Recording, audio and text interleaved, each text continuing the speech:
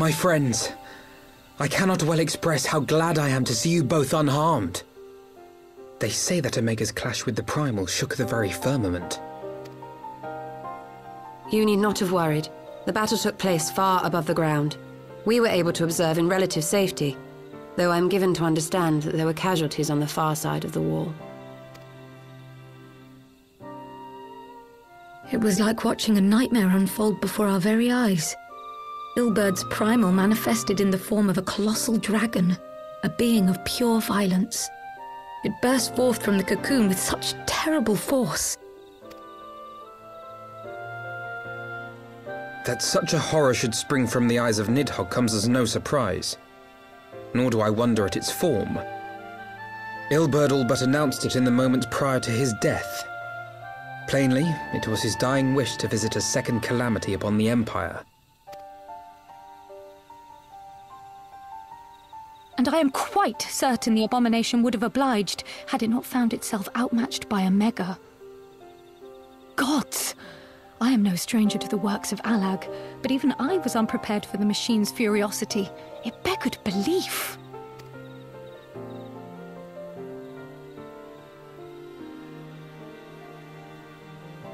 And how fares poor Ida in the midst of all this?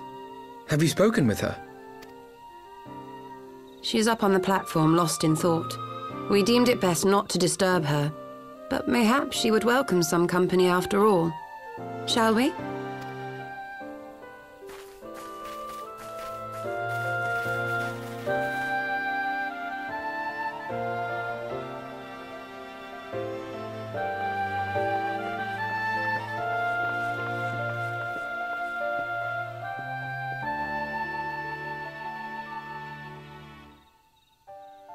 The light's gone. It was all we had left of him. Ida. I don't blame anyone. I knew what was going to happen. I knew the spell Papalymo meant to cast would drain away his life force. I knew that it would only buy us a little time.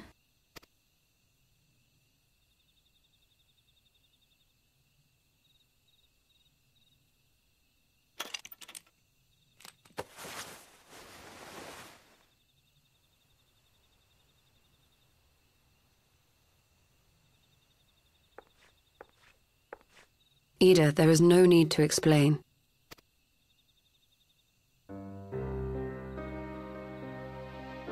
But there is. I can't hide in Papalymo's little shadow anymore, and I shouldn't hide behind my sister's mask.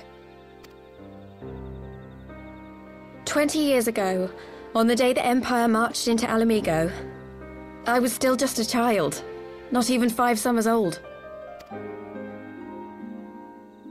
My father had been one of the leaders of the revolution. He had fought to overthrow the Mad King, Theodoric. And my sister had fought alongside him. She was strong and kind, and always knew what to do. But when the Garleans came, everything changed. My father went to war against them too, and I never saw him again. After that, I remember a lot of running. My sister dragged me for malms and malms until we came to the city of Sharlayan. That was where she met Master Louis Soir. He introduced her to the Circle of Knowing, and she eventually became an Archon. She was your inspiration. Is that not why you took up her mask and her name? Or did you simply mean to continue what she had started?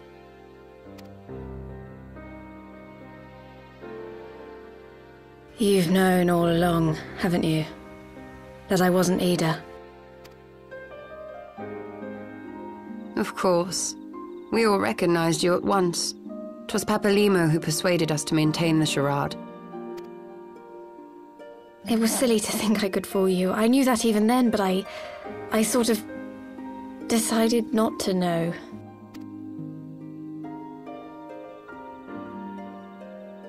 Ida died 6 years ago, on a mission to smuggle refugees out of Alamigo. They say she was overwhelmed by Imperial soldiers when she stayed behind to save a little girl. She was so strong. There must have been a lot of them.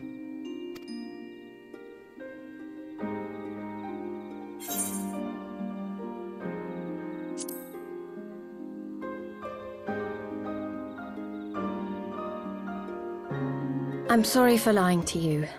My real name is Lise.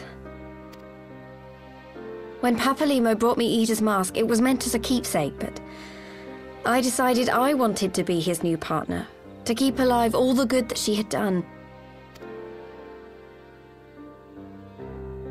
I didn't want to become Ida, exactly. At the time, though, I still didn't know who I was myself, and it almost seemed easier to play the role. Papalimo agreed to help, of course, but it was never what he wanted for me. He wanted me to walk my own path, and those were his final words to me. The Archon's mark he gave me is faded, and my last excuse along with it.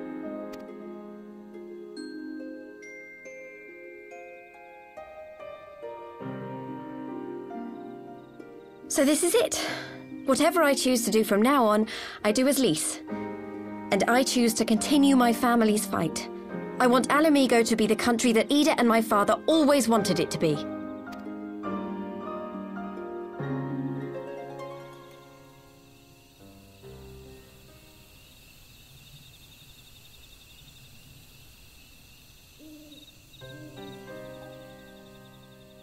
War is upon us once more. Do you regret standing against the Empire? Would you have chosen a different road, knowing what you know now? To claim that I never doubted the decision would be a lie. But I made my choice, and I have defended it with blade in hand ever since.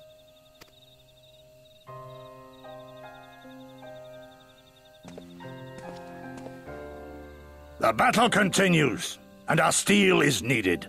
Come, Shadow Walker, we leave for the east, for Doma.